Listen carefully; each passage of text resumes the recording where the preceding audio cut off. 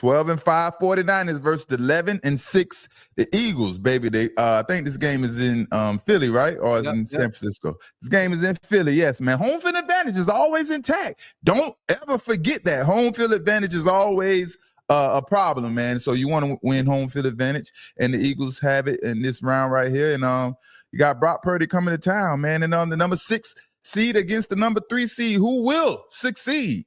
And let me tell you, man, two quarterbacks. Two quarterbacks. The good brother Cam Newton he has a love-hate relationship with these two quarterbacks, and he likes to call them game managers and things like that, man. But they go toe-to-toe this weekend, man, and everything is a challenge. So they have to prove Cam Newton wrong if they want Cam Newton respect, and they want him to change his tone about Brock Purdy and Jalen Hurts, them guys being game managers. Of course, I feel differently. I'm going to bat for these guys, and I think Brock Purdy is coming into his own, and he's playing really good football. But this game, man, is going to be a knock-out, drag-down type of fight until the whistle blows. 4 hours, 60 minutes, man. 4 hours. Games usually last 4 hours. 60 minutes. What they say, defense wins championships, man. I think whoever the better defense that show up that day is going to win that game. Offense wins game, defense wins championships. Yes, sir. Hello. We got a special guest caller calling in. What's going on? Yeah, Cam told you was gonna reach out. Yeah, give me a second. I'm gonna call you right back when I get off the live. Yeah. All right, bet. Yeah, man, y'all just I spoiled the good news was going on, man. But yeah, man. So, y'all just heard, man, that's one of somebody from Cam Newton's good brother Cam Newton team, man. And we got something cooking, man. We got something cooking for y'all. He understands me, I understands him, and we don't have any beef. Don't y'all stop acting like I'm creating beef out here. Like, everything is a competitive spirit. I'm challenging people challenging me, and we want to see who wins in these debates or who's right on their perspective of things. And that's all it's about. That's all it's about. Me and the good brother, we're gonna go toe to toe. I'm gonna come on his platform, whatever he need me to come to, and hey, we're gonna do this, man. But back to the 49ers and these game managers that and the Eagles that the good brother Cam Newton is talking about. But yeah, man. Like I said, it's gonna be a knockdown, drag out type of fight, man. And until the whistle blows, both teams, they don't have that physical presence on defense like they once had, but they still are playing good ball on defense, both teams, and this is the playoffs. It's time to turn up and whoa. You gotta take that back. You gotta take that back. Man, for the past 8 weeks, except for yesterday, because we had all the backups, and yesterday Eagles had all the backups just yesterday. Well, for the past 8 weeks since that Jalen Phillips, they've been the number one defense, allowing the least amount of points. So I mean, we seeing a different defense from the first half of the season. Who have they played these last 3 games? They played Washington. No, I said eight games. They've been winning. Last 8 games. Well, give me the last 4, 5. Give me the last 3, 4 that you can remember. The last, I'll go to it. But yeah, go to it. it was Washington. But don't forget the Lions. The Lions was averaging the most points. Yeah, they took care of business. They putting up points. That's part of it too. Lions only scored 9 points that game. So yeah, the Eagles are playing pretty good on defense. I can't lie. They started off bad and they got better. Not bad, but we used to seeing the Eagles playing on another level. With that talent they had on defense, and for them not to play to the level that they played last year, that doesn't mean they're not good. It just means that they're trying to get shit together. They're gonna get it together now. It's the playoffs. But this game, let me tell you, this game, if you got your money up on this game and you want to know who the winner is going to be, listen, I'm never biased. I have to give my honest assessment on how I feel about these teams and games like that. This game, this Eagles and 49ers game will come down. This Eagles and 49ers game will come down to the Eagles defense stopping Christian McCaffrey. They have to stop Christian McCaffrey. They have to stop him. Also, which quarterback, Brock Purdy or Jalen Hurts, performs in clutch moments when their team needs them the most? That's who wins this game. And unfortunately, I don't know, man. I don't know. You I don't know, said man. you said earlier if this game was in San Fran, I'll feel a little less confident. But since they coming from the West Coast to the East Coast, they play in Philly, they get a little hectic in there. It gave me a little edge. I feel like the whole field advantage going to play a little part of it. I mean, we seen Brock Purdy handle it well before, but that's when they had a way stronger team. I seen them last week put up 3 points. They struggled a lot. Man, if Eagles can go watch that film and see what the Seahawks did to shut down Christian McCaffrey and do their own thing, man, I'm a little bit more confident them coming to Philly than going to San Fran. I do see the Eagles being able to run the football on the 49ers defense. Like I said, the presence isn't there like it used to be in the past, or maybe last year. Fred Warner, he's down. He's one of the biggest assets on their defense, and so I do see Tank Bigsby and Saquon Barkley being able to move the ball. You know what I mean? And that's if KP call it. Yeah, that's a another whole problem right there. That's what we're going to get to. A whole nother issue we have to get to. So, yeah, the 49ers aren't good as they were once, against the run. So we'll see, like you said, Seattle showed us how to the formula, the recipe, how to take it to the 49ers. And that was just, they took it to them, man. And they showed everyone how to play physical football against the San Francisco 49ers when it was known for years the other way around. The 49ers show everyone else how to play physical football. And Tank Bigsby, man, he's you see how he's throwing the offensive lineman or defensive lineman to the ground. He's picking them up. It's the playoffs, baby. It's the playoffs. Give it all you have. Leave it all on the football field. For real. Don't get back to your room. Don't get back to your nice house that you paid for cash because the Philadelphia Eagles and the 49ers are paying you all this money and sit back there and have any regrets. Leave it on the football field because this is the time. You went through training camp, a couple weeks of training camp, 17, 18 weeks of football. Now is the time to understand that we made too much of a sacrifice. Too much of a sacrifice. Is there any difference between this week and a regular season week as you like progressing of going to the Super Bowl? I'm at the playoffs. Nothing but the intensity. That's all. The intensity from watching game film, from practicing, from communicating to each other, eating lunch, breakfast, everything. All the intensity in the stadium or the facilities from the coaches everywhere is just on another level. Everybody understands you win or you go home. And the great thing about this for us players, not only the ring, we want to win a ring, but we get those extra checks that you aren't accounted for, that you haven't accounted for. We have an opportunity to bring this extra income to our families and to our home to do whatever we want to. So we have so much motivation behind us to play these games and go out there and win. But if Philadelphia Eagles run game isn't effective, man, we got to depend on Jalen Hurts, and Jalen Hurts is going to have to carry this offense with his abilities. And I think this is when we have a problem. And it's not because of Jalen Hurts and what Jalen Hurts can do. I don't feel confident in what I see from Kevin Patullo. I do not feel confident in what I see from Kevin Patullo. After a full season of football, him being the offensive coordinator, he still isn't sure how to run this offense or how to use his game breakers, his game breaker players on offense to run the offense how it needs to be ran. Basically, control the football, control the time of possession, make the Eagles a physical football team just like they were when Saquon Barkley almost had 2,000 yards rushing. That is the formula for Eagle success. This team is built to be physical, not finesse, big playmaker type football. That isn't the key to win for the Eagles. And that is the problem with Kevin Patullo. He has a hidden agenda and things that the way he wants to run an offense, and it's not working out for the way this team was built. Did you see the interview they was asking him about the defensive look? So he's like, when you run the ball and you got like a defensive look that's going to stop their run, do you think about changing it? He's like, man, sometimes we just run it to run it. Like, what kind of answer is that?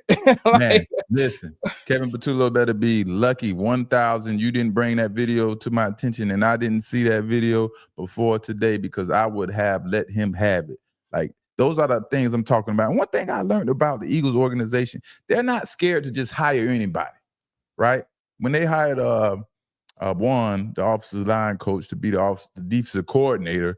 When, my last season there, it showed me that if they have a little trust in you and just feel good about you, not about your accomplishments as a coordinator or as a football coach, they're going to hire you.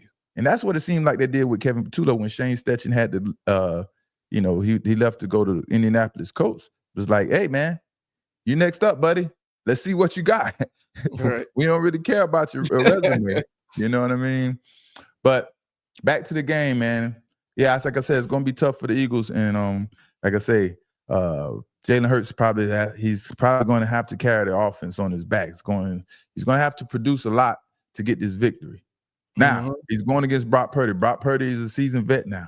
I like what I'm seeing from Brock Purdy, him progressing and developing. It's like he's trying to turn that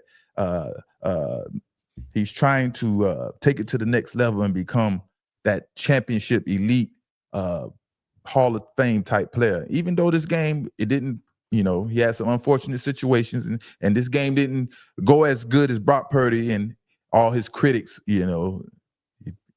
wanted to go and things like that. But I seen signs of Brock Purdy, trying to make that sacrifice for his team, waiting for the last minute to get rid of the football, waiting for the last minute, sacrificing his body to hope that that player gets open. I mean, he didn't have much time at all. Brock Purdy didn't have much time at all, but I like what I'm seeing in Brock Purdy. So when I say I like what I'm seeing, just because he had a terrible game, or people may perceive it as a terrible game stat-wise, watch him bounce back and build off of what he was trying to accomplish in that last game against the Seattle Seahawks. It's just Seattle wouldn't give him no time. Definitely, man. Brock Purdy showed people this year how dangerous he could be. We seen him running the ball, making plays, getting receivers open, using his legs. He could be dangerous. So it's somebody to watch out for. And that's the problem, man. We consider certain players dual threats like a Lamar Jackson and a Josh Allen. Man, what you mean? Brock Purdy can run the football. Drake May can run the football. I mean, a lot of these quarterbacks, Justin Herbert can run the football. They are dual threat quarterbacks. They might not run the football as much as other quarterbacks, or it might be a big disparity between the way they pass and how they run. So, some quarterbacks are looked at as dual threats because they can't throw the ball that well. But no, man, Brock Purdy can run the football. We all know Jalen Hurts can run the football. He probably doesn't run as much as we want him to, and he's becoming more of a passing quarterback. But if this game comes down to offensive play calling between Kevin Patullo and Kyle Shanahan, the Eagles won't stand a chance, man. It's all over for the Eagles. Not at all, man. This game will be over from the time that Kyle Shanahan started calling plays from the first series. The first series is the best that the officer has to give, and they have it scripted out, ready to score, right? And this game will be over if it comes down to offensive play calling between Kevin Patullo and Kyle Shanahan. Kyle Shanahan will run circles around Kevin Patullo. The Eagles' offense is as basic as they come. And like you mentioned before, Chad Ochocinco, a lot of people seen as the Eagles play, they are very predictable in what they're doing. When it's time to pass, they're very predictable. Like you said, if a run play is called, and the defense has the line, the defense has the box filled, ready to stop the run, or it's a blitz and you don't have anyone to pick up the blitzer, he's going to run the play anyway. He said we just going to run it to run it. We're just going to run it to run it. Like, making no sense, man. And it's showing, man. And it's showing. And I can guarantee you, if the Eagles do not make some noise in this playoff, I damn near want to say make it to the Super Bowl, Kevin Patullo will not be the offensive coordinator next season. I can guarantee you that. Man, I think even if he do, I think they switching it up. Even if they like make a good run, but Kevin Patullo been so awful this year, I feel like they just didn't want to do it late in the season. You got to understand the politics. You got to understand the politics of the game. Now we have an excuse not to make us have to work harder and go search for another offensive coordinator and hope he pan out and deliver like Kevin Patullo. If Kevin Patullo wins this, takes the Eagles far in the playoffs or get to the Super Bowl, win the Super Bowl, whatever, he's our guy. Forget what everyone else is saying. We like what we seen from him, Come on, and we are come on. riding with him. They can't That's be how liking that what they works. see, man. He out there playing chess while everybody else playing checkers, man. Come on. Yeah, he is. He is, boy. Lord have mercy. Lord have mercy. And you would, and it seems like we know we're asking about Saquon Barkley and his absence this season. He isn't performing the way he did last year, but at the end of the day, we would say it's the O-line because Saquon Barkley, or maybe it has a little bit to do with Saquon Barkley, but it's Shane Stetchen, man. If Shane Stetchen was still here around, that offense would be popping. That's plain and simple. If Shane Stetchen was still there as the offensive coordinator, that offense would be popping. It has nothing to do with the offensive line, and I don't think it has nothing to do with Saquon Barkley. It's all Shane Stetchen and Kevin Patullo, two different type of coordinators running an offense with a certain skill set of players that the offense is supposed to operate in a certain way. So I just think whoever vetted this situation and decided to name Kevin Patullo as the offensive coordinator didn't really understand the type of offense he wants to run, or that's just how it goes, All right. But yeah, man, it's clear as day because Shane Stetchen, he turned the Colts offense around. And at one point, they were the number one offense in the league early in the season. So it's clear as day that it's the offensive coordinator. Right. But Philadelphia Eagles, if you don't have this game plan or you're unsure of a game plan, just go watch the Seahawks defense, take that exact playbook and challenge the San Francisco 49ers exactly how the Seahawks played against them. And it won't be no problem, no issue. Right? Defense got to win prediction, man. Here goes my prediction. All right. Like I said, man, I think Brock Purdy is trying to take his game to another level, and I see him thrive. And Jalen Hurts, he's dealing with certain circumstances that he has to deal with. It's the NFL. There's no excuses. I just don't think the circumstance surrounding Jalen Hurts is best fits him well. So I don't see Philadelphia Eagles pulling this game off, man. And I don't think the Philadelphia Eagles are going to score enough points to keep up with the San Francisco 49ers. Eagles 24, 49ers 17. Oh, man. Okay. Dree say Eagles 24, 49ers 17. I don't have Brock Purdy got the ball for last drive to win the game, and Eagles gonna come up with their big stop on fourth down. Hello.